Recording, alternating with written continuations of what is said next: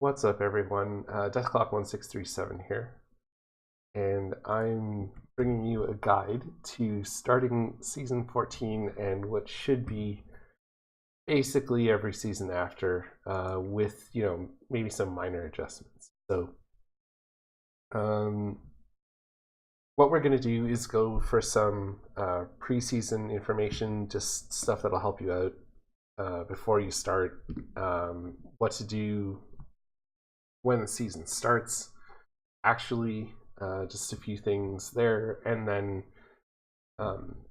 good ways of leveling. So,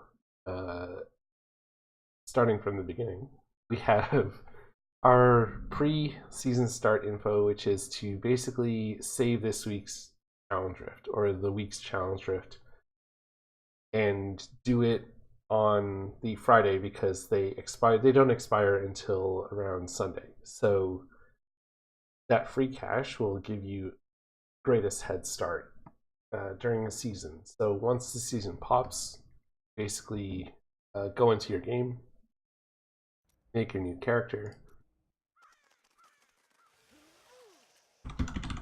call it whatever you want, hit create, it'll be seasonal obviously, and then you're basically going to go into the game like so, and then just back out. Really, that's just confirming to the game that you have your character and it's started. And then from there, you'll have it selected, and you can go into the game settings and look at the challenge rift, and everything is ready for you there. And once you do the challenge rift and pass it, you'll be able to claim the prize on your seasonal character. So once it's done, you've killed everything, you go back in, you claim your cash. What do you get? Basically 10 death breaths, 5 of each act material, and around 4.6 million gold. So really that will allow you to do one main thing, which is to upgrade all of your artisans. And you'll have your jeweler, your blacksmith, and mystic all at level 12 when you're still level 1. And that's useful because you can do a lot in terms of keeping up with weapon damage as you level. So a good example is, hey, so I'm out in the world, I'm leveling, and I need a weapon. I'm level 1, I just have a white in my hands, and I haven't found anything, and I'm level 10, and it's starting to get a little dicey because RNG just isn't dropping me. So on a lot of characters, you can go for a two-handed axe, and they start at level 8. So you can basically just craft one that's level appropriate and go from there. And if you're a caster, you can use a staff. But they start at higher level requirements. So one thing to note. So once that's done, you have your weapon, you do some killing, and the next mark you want to look out for is about level 40. So what does level 40 do? Around that point, like 35, even up to 40 or a little over, doesn't matter. You can go back to your blacksmith, and because he's level 12, you'll have access to level 70 weapon crafting.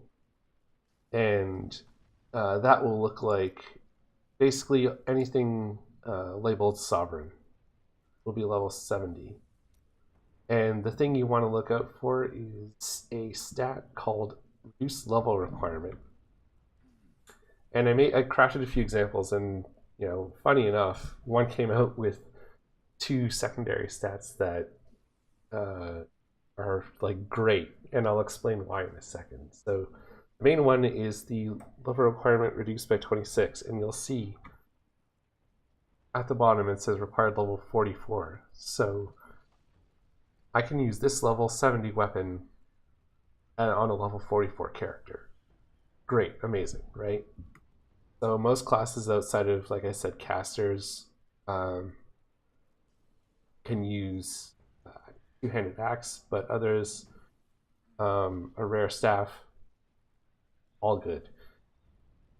A lot of times the reduced level requirement won't roll immediately. It's actually quite a rare stat, and that is mainly because of the crowd control secondary on it, because there are so many forms of crowd control. And I have another like couple of examples. So I'm gonna go to the Mystic and show you kind of what's going on here. So this one's perfect. I'm gonna put it away and ignore it. And let's say this was my first craft. I say, excellent, that's awesome. I have CC. So I can go to the Mystic, I can go to one of my secondaries, hit the question mark, and it's only 4 options. And in the early game, you're only going to want to use 1 or 2 rolls because the gold cost will escalate pretty quickly. But now that I have this, and you can see that there's so many more, we just narrowed down our choices by a ton because this slot will not have crowd control. So let's say I want to reduce level requirement. I go 1, hit it. If I have a little bit of money left, I'll do it again. Okay, that's done. Same idea for a staff. However, this is what happens when you don't have a crowd control stat on it. You can see that the pool is huge, and even if I do roll, there's a very low chance. And again, I can only have 1 because I hit a chance to freeze way before. Yeah, see, more crowd control effects. I'll hit those way before I hit a reduced level requirement, just to give you an idea of kind of how rarely that even comes up, and you just get screwed. So that is basically a trash weapon, and it's actually going to be cheaper for you to go back, select a staff, craft another one, and there you go. Again, that sort of thing comes up pretty rarely, and you'll have very limited materials. But again, the main thing you want to look for is that crowd control so that you can get your reduced level requirement. And I'm just going to trash those because I'm not going to be able to really use them again. And I'll just, pump some gold into this because it doesn't really make a huge difference. And it should come up a lot quicker. Again, it's landing on the same stuff, but yeah, see, okay, level requirement. Got it much faster. I mean, it's 7, and you could keep going, but that gold cost is way too prohibitive for the most part on a new character. So again, limit yourself to 1 or 2 rolls on a crafted weapon, and you should a lot better off. Especially because the reduced level requirement, as you saw, one of my weapons was 26, but it can go up to 30. And that'll help you out a lot. So once you have those things set, as you're leveling, what you can do is go around and start doing chapter objectives.